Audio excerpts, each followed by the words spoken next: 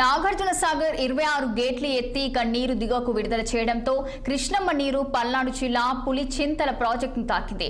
ఎగువ నుంచి భారీ ప్రవాహం వస్తున్న నేపథ్యంలో ఇరిగేషన్ అధికారులు అలర్ట్ అయ్యారు. పరివాహక ప్రాంత రైతులను అప్రమత్తం చేశారు. అలాగే పులిచింతల ప్రాజెక్టు 3 గేట్లను 2 మీటర్ల మేర ఎత్తి నీటిని దిగువకు విడుదల చేస్తున్నారు. సాగర్ పరివాహక ప్రాంతం నుంచి ప్రాజెక్టుకు 2,18,573 క్యూసెంకుల వరద వచ్చి చేరుతుంది. విద్యుత్ ఉత్పత్తి కోసం 17,600 క్యూసెంకుల నీటిని విడుదల చేస్తున్నారు.